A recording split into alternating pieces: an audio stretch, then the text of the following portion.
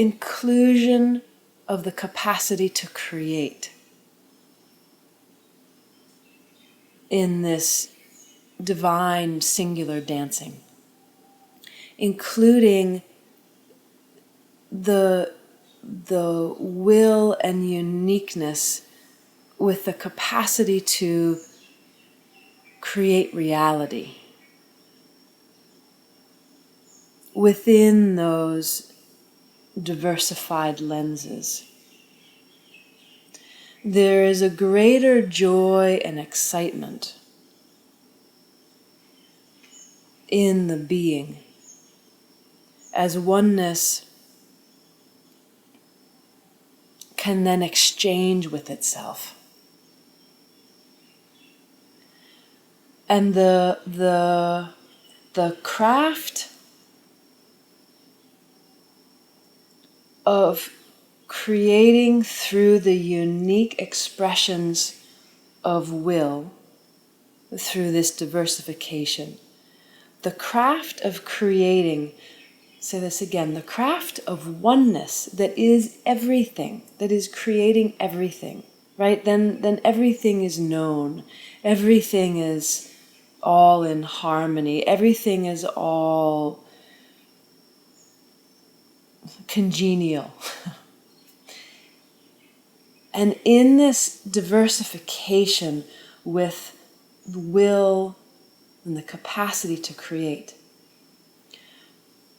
crafting creation through the seeming limitation of the unique resonances is this ecstatic challenge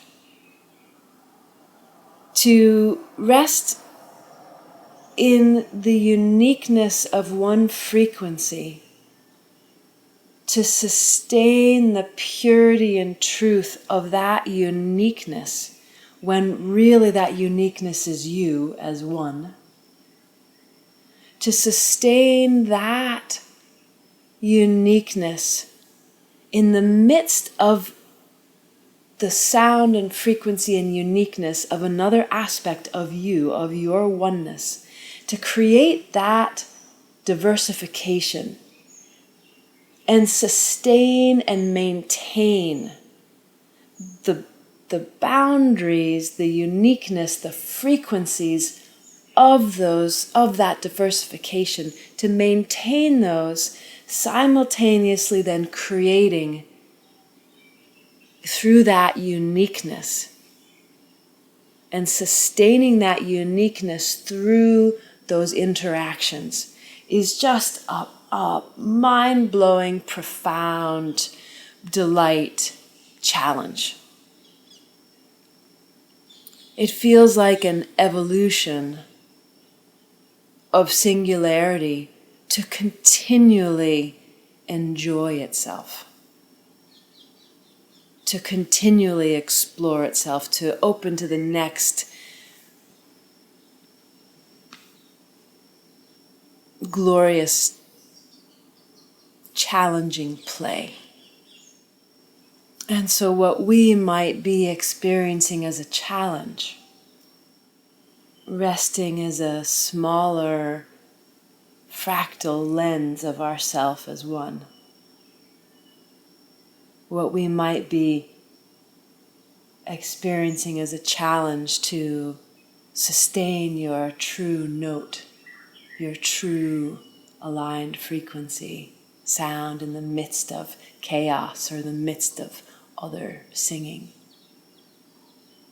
is actually the divine challenge.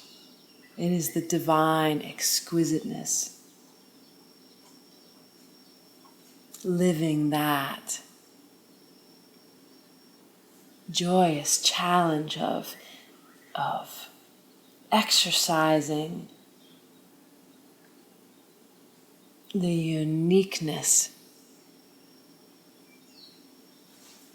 when really you're one. And so this inner edge of discomfort can be divine discomfort in the exercising of that profound gift of the uniqueness of being.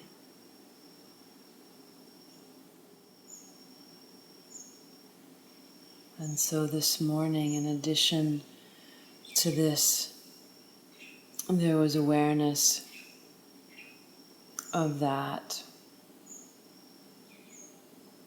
in depth of emptiness and clarity and spaciousness that began that deepening yesterday.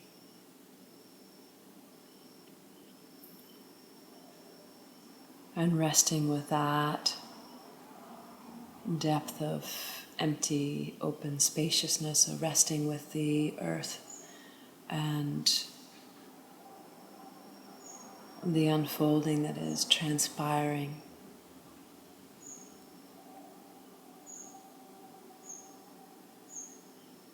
And resting with the continual presence and amplification of that purity through the earth's collaborative sphere of consciousness, with all those participating in her field of awareness.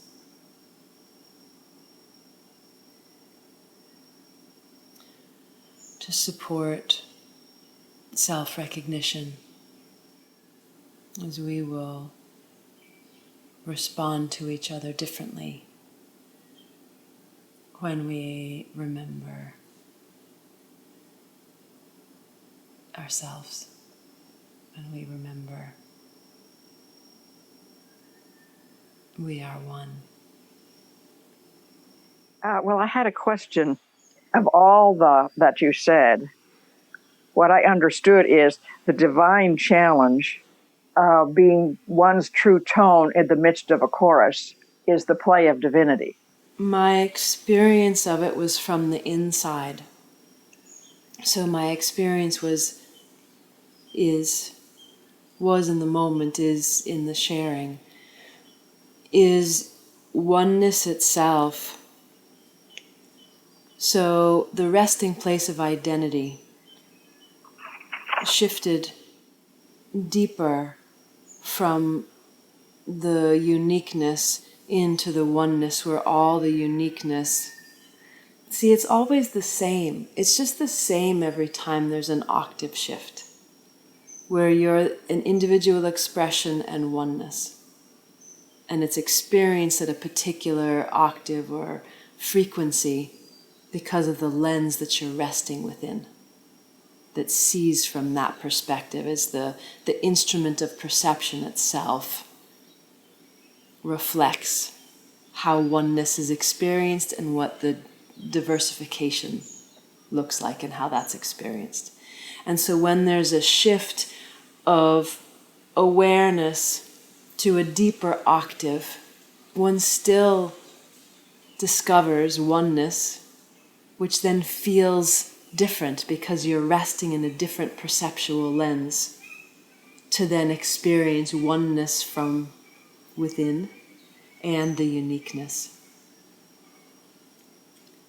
And then it happens again, right? There's this continual thing, only it just keeps being more refined and more exquisite, which is why we're also compelled to keep